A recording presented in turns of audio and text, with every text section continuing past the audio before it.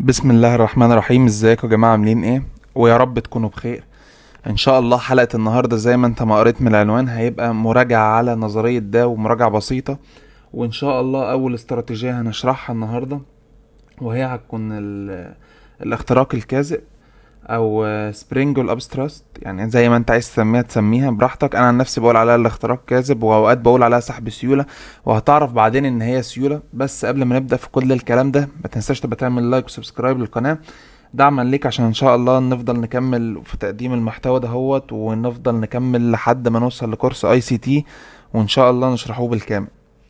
وخلينا نبدأ النهارده طبعا معانا نمسح كل ده. دلوقتي احنا في شرط البيتكوين، تمام.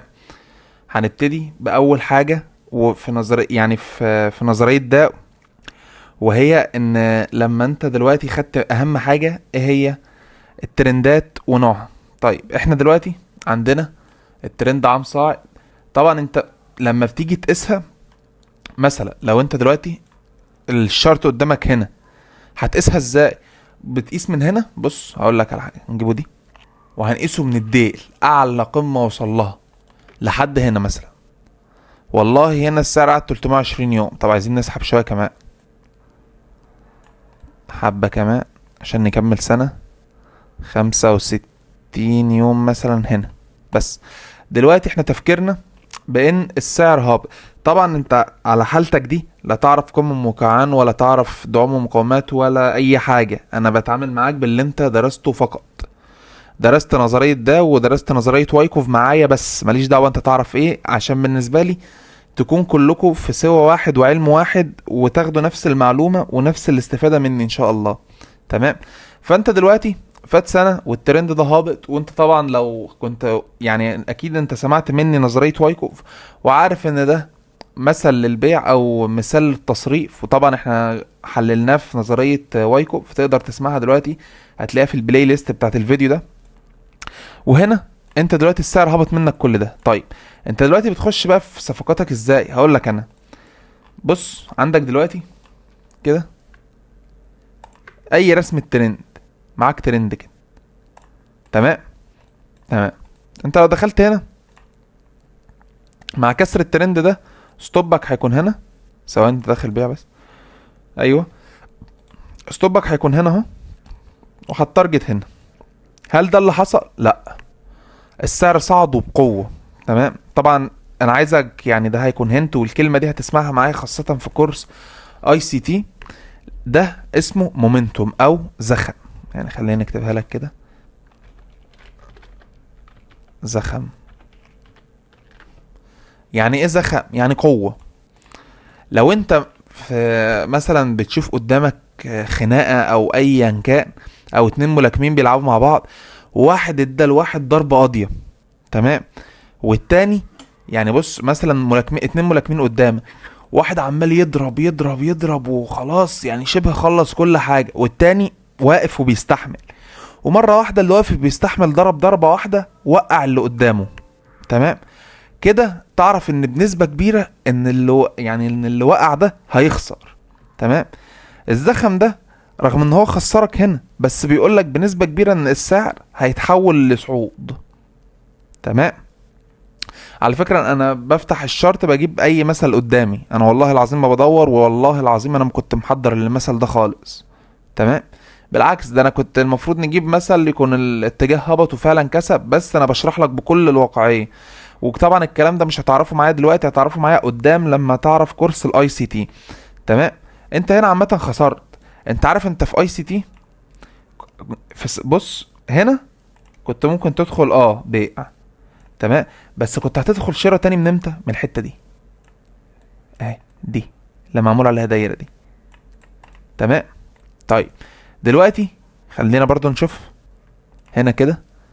عايزين نبص على فكرة، حتى بعد ما ده حصل وده اتكسر، انت لحد دلوقتي لسه في ترند بيعي. لحد دلوقتي انا اللي بقول لك اهو، تفضل محدد البيع كاساسي ليك. طبعا مش هتكون واخد البيع اساسي ليك من كده، لا، انت بتدمجه مع عوامل تانية. العوامل دي انت لسه ما تعرفهاش. يعني انا ما اقدرش اقول لك ان ده بريكر بلوك قدامك عشان كده انت هتشتري، ما اقدرش. حتى لو قلت لك ده، دي من باب ان انا بفهمك بس، فاهم؟ خلينا مثلا نبص هنا. طيب انت واحد تقول لي امتى بقى اقدر اعتمد ان ده شراء؟ هقول لك والله بص، زي ما قلت لك من اقل نقطة يفات يعدي 3 شهور. 3 شهور يعني قد ايه؟ يعني 90 يوم. 90 يوم بس. شكرا. هنا كده عدت 90 يوم اهو. تمام. يبقى تفكيرنا هنا للشراء كان صح. ليه؟ قلت لك بعد ما عدت 90 يوم بنسبة كبيرة الترند الفرعي او الابن بيتحول لملك، او الوزير بيتحول لملك. تمام. فانت هنا بتكون عايز تصطاده. طيب هتصطاده منين؟ ده هتعرفها معايا، انت مش تخصصك دلوقتي او ما تقدرش دلوقتي ان انت تدخل صفقة، بس انت بتفهم السوق بشكل عام كله. تمام. دلوقتي السعر مشى، كمل معانا وكمل في الصعود لحد ما وصل ل 365 يوم. هل انت بتستنى السنة الكاملة؟ هقول لك طالما زي ما احنا ما شفنا هنا كان في زخم وهنا برضو كان في زخم. ثواني. هنا برضو يا جماعة كان في زخم اهو. طب الزخم ده بيعمل ايه؟ بيأكد لك طول ما انت ماشي الثقة بتاعتك بتكبر بان خلاص السعر اتجاهه بيتغير وكل حاجة بتحصل تمام. طيب لما السعر اتجاهه اتغير والزخم هنا اكد لي والزخم هنا اكد لي، هل انا بدخل في الصفقة دي بس؟ يعني احنا قلنا دي خلاص احنا خسرنا الصفقة دي يا جماعة اهو. خلينا مثلا ثواني، عايزين نروح عاملين هنا سالب 1%. احنا دلوقتي خسرنا 1% مع بعض اهو عادي ولا الهوا. تمام. انت دلوقتي كسبت من هنا، دخلت قصدي الصفقة من هنا، وهتعرف انت هتخش معايا ليه. مش هقول لك يا عم هتخشها من الديل، انت هتخشها من الحتة دي بالظبط. فاهم؟ اسطوبك بيكون فين؟ اسطوبك هيكون هنا. تمام. هتارجت فين؟ هتارجت هيكون هنا، ومشي معايا انت بالتارجت هنا، وهقول لك ليه بعدين. ثواني عشان ده يبان بس. لا ممكن تبقى كده ماشي، ده كده عشان يبان بس. وبعد كده انت المفروض قدام الصفقة اللي انت خسرتها ب1%، انت كسبت صفقة تانية ب6%. هل انت بتخش الصفقة دي بس؟ لان الصفقة دي احنا لو دخلناها من مارس 2023 هنطلع منها، يعني هنقعد زي 10 شهور في الصفقة، وده ما ينفع.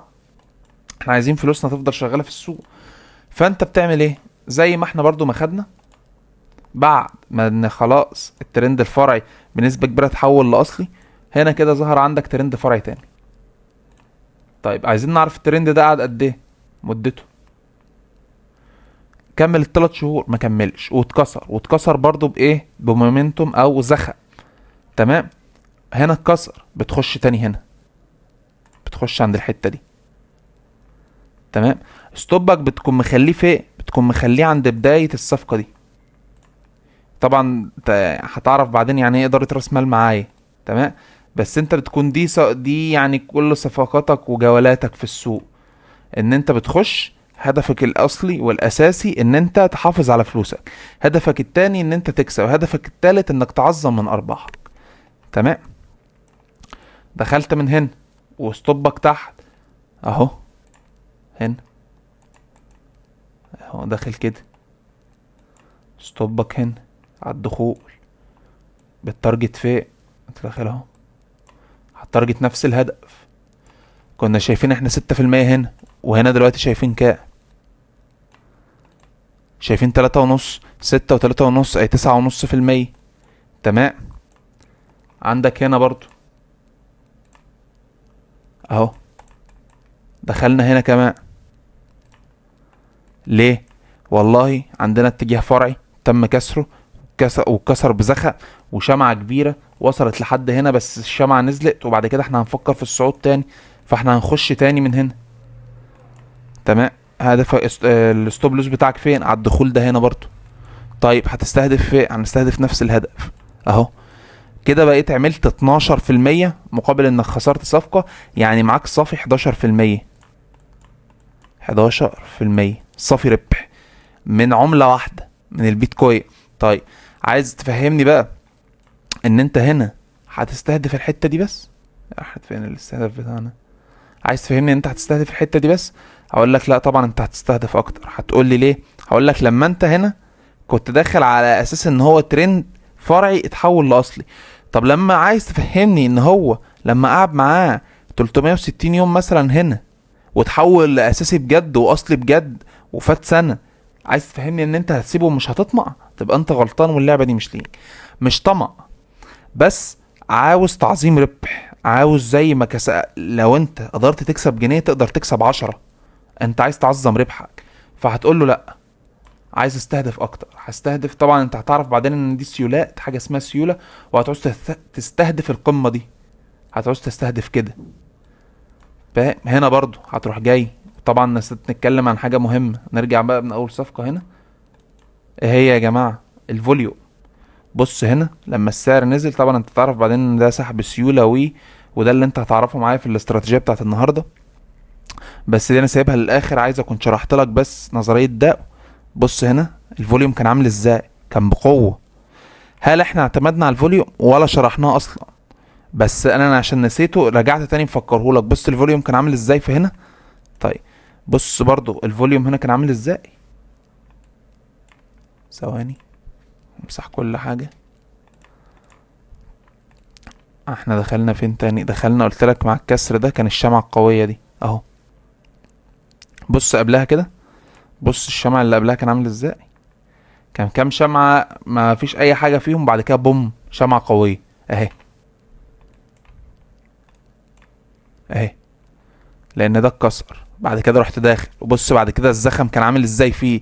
وبص بعد كده ان هو اصلا كسر القمة التاريخية بتاعته اللي كانت 62,000، راح كسرها بعديها على طول، كسرها في 72,000 او 73,600. تمام. انت كل ده انت ماشي عمال تحلب فلوس، انت عمال، انت شاري من هنا من اول مرة. ثواني، انت شاري من هنا، وقمت شاري تاني هنا، وقمت شاري كمان هنا. تمام. ده برضو معانا ترند اهو تم كسره، رحت شاري هنا برضو. بص دي الفوليوم بتاعها ما كانش اكد لك كويس، بس احنا كان عندنا ترند اهو. تمام. ده اتكسر وبشمعة قوية، الفوليوم بتاعها بس هو اللي ما اكدلكش. عشان كده برجع تاني واعيد واقول لك ان الفوليوم مجرد عامل تأكيد مش اكتر. فاهمني؟ السعر بعد كده كمل وطار، بعد كده كسر القمة الاولانية، وبعد كده السعر فضل في تذبذب عام. ودي بقى الاستراتيجية بتاعتنا النهاردة، وهي ايه؟ احنا عندنا السعر كان ماشي يا جماعة في ترند عامل ازاي؟ في ترند عرضي. يعني ايه عرضي؟ يعني انت ما انتش عارف مين اللي كسبان. ثواني، ما انتش عارف مين اللي كسبان، اذا كان المشتري او البايع. هما كلهم بيتخانقوا في حتة معينة، الحتة دي السعر راح نازل بقوة هنا، طالع ما قدرش يكسر، نازل كسر، بعد كده طلع. ودي بقى النقطة اللي احنا هنتكلم فيها النهاردة، وهي السبرينج. يعني ايه سبرينج؟ خلينا نشرح على يم. نشيل الفوليوم دلوقتي، وعايزين كده بس. عندنا الساعة كان صاعد كده،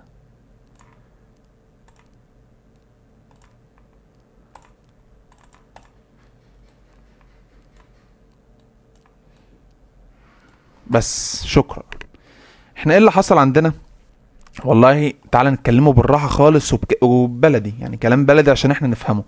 احنا كان عندنا السعر صعد هنا، تمام، بعد كده نزل، بعد كده صعد كسر القمة دي، ودي القمة بتاعتك الجديدة، واحنا كده في اتجاه صاعد. حلو حلو. السعر نزل عند نفس المستوى تقريبا، راح راد التاني وراح كاسر، بقى احنا مكملين في الاتجاه الصاعد. بعد كده السعر نزل هنا وصعد، قدر يكسر؟ لا، يبقى في ضعف في الاتجاه الصاعد. هل ده ضعف بس ولا حاجة تانية؟ نكمل. اللي حصل ان السعر بعد كده راح نزل بقوة، عامل كسر هنا، وعامل حاجة هنا اسمها سحب سيولة او اختراق كاذب. يعني انسى كلمة سحب السيولة دي، حصل اختراق كاذب، وهو ان السعر اوهم الجميع ان هو نازل. يعني انت هتقول لي ايه؟ ده كسر دي وكسر كل اللي كان قبله، خلاص كل الاماكن اللي السعر كان بينزل يرتكز عليها ويطلع كسرها. يبقى انت دلوقتي تفكيرك في ان الاتجاه هابط، يروح الاتجاه عامل ايه؟ طالع هنا، وايا كان نسبة مثلا فايبوناتشي او ايا كان اللي حصل، السعر راح نازل تاني. فانت بتقول بس خلاص، لو انت مثلا كنت دارس بريك اوف ستراكشر او ايا كان او اللي تشوك وكده، هتقول بس ده السعر كده هابط. بس الحقيقه لا، ان السعر عامل كل الحركه اللي قدامك دي كلها. عارف ليه؟ عشان يعمل اختراق كاذب. يقول لك بص، ده اختراق كاذب اهو، والسعر بعد كده ارتد ونزل وراح صعد تاني. طيب هل هو بيصعد من النقط دي عشوائي يا جماعه؟ نمسح بقى كل الاحمر ده. هل هو بيصعد من النقطه دي عشوائي؟ لا. السعر بص نزل وبياخد دي تاني كمركز دعم. بص اقول لك على حاجه، السعر عامل، يعني انا عايزك تفهمها كده، السعر زي البني ادم. يعني هو المثل ده اقرب مثل هيفهمها لك. ما بينساش اللي واقف جنبه الا لو كان قليل الاصل، والسوق مش قليل الاصل الصراحه يعني. ما علينا بالمثل ده، بس انا عايزك تفهمها كده، ان السوق واحد شخص اصيل ما بينساش اللي واقف معاه. يعني ايه؟ يعني النقطه دي والسعر نزل، النقطه دي اللي ساعدت السعر ان هو يطلع تاني، وبعد كده السعر ما قدرش يحترمها، بس لما رجع هيحترمها تاني. عشان كده لو انت رسمت رسمة يعني مثلا حددت، خلينا نقول دعم ومقاومة ليك، ما تمسحهمش.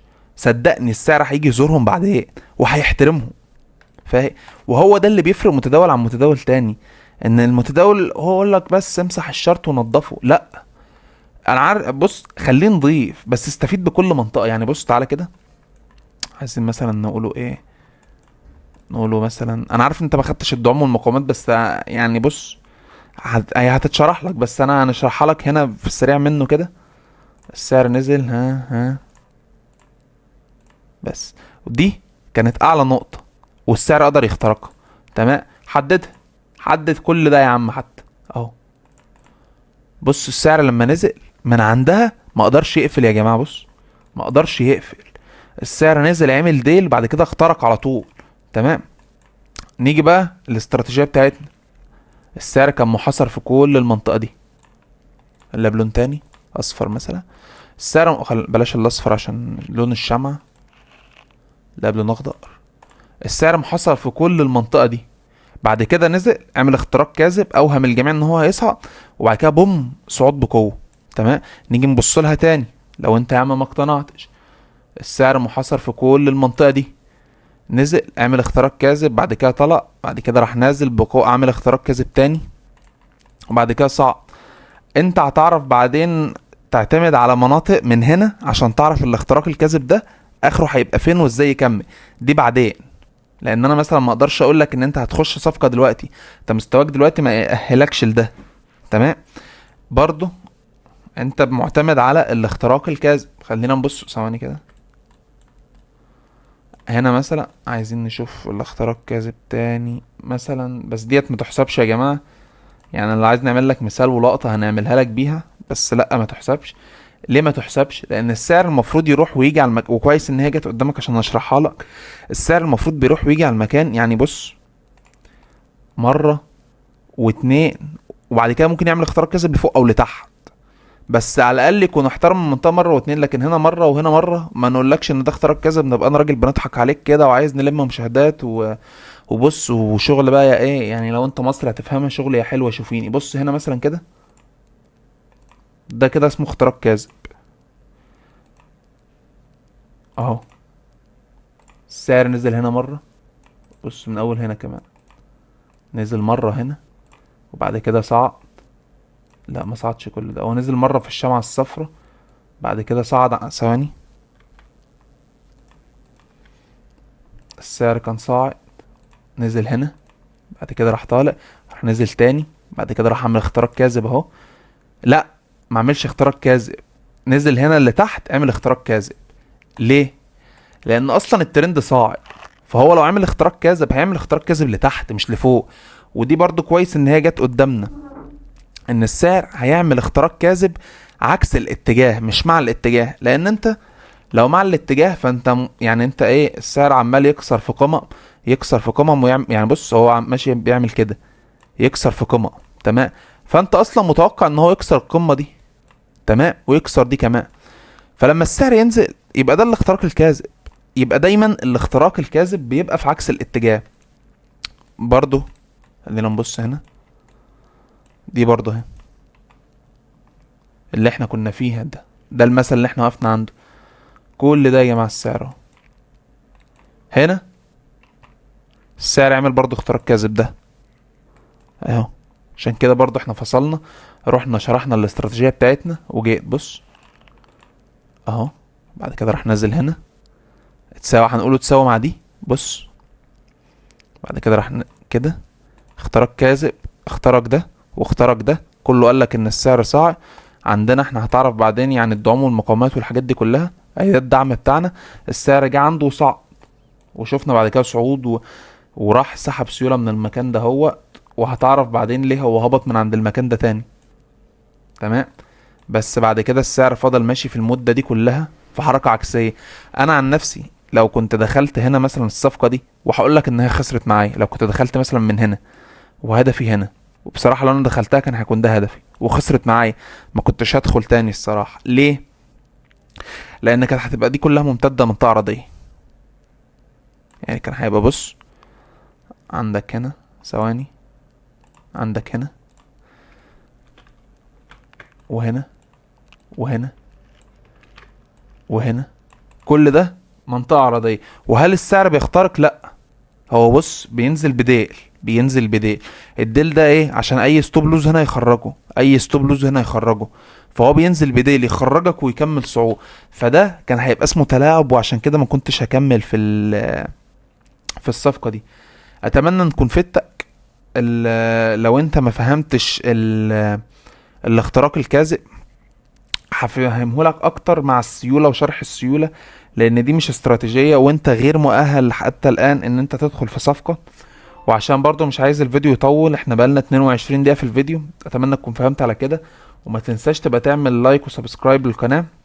ولو عندك اي سؤال يا ريت تبقى تقوله تحت في الكومنتات. وعلى فكرة يعني حاجة بس عشان تكون عارفها، لو السعر كده ثواني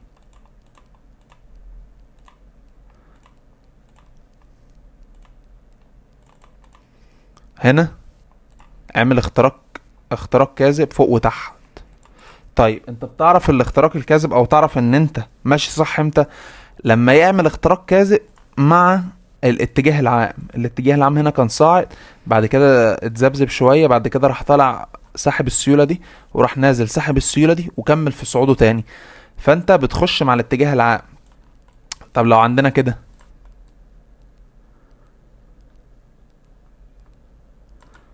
كده ايه؟ واحد مثلا ممكن يقول لي ده بص ده كسر ترند، هقول لك مظبوط، وهقول لك برضو اختراق كاذب، لان السعر كان جه هنا ماشي في منطقة، بعد كده راح عامل اختراق كاذب، ولاي سبب إن كان راح نازل. طبعا انت هتدرس معايا كل ده في اي سي تي اسمه السيولة او ليكويديتي، لو انت عايز تبقى تسمعه بشكل عام. بس انا ماشيلك واحدة واحدة، مش عايز اسبق عليك او اديك معلومات لو خدتها دلوقتي هتبقى هتضرك اكتر ما هتنفعك صدقني. فاحنا ماشيين بالراحة وماشيين تاتا تاتا. وما تنساش تبقى تعمل لايك وسبسكرايب للقناة وتصلي على النبي، واشوف وشكوا على خير ان شاء الله في حلقة جاية بعدين.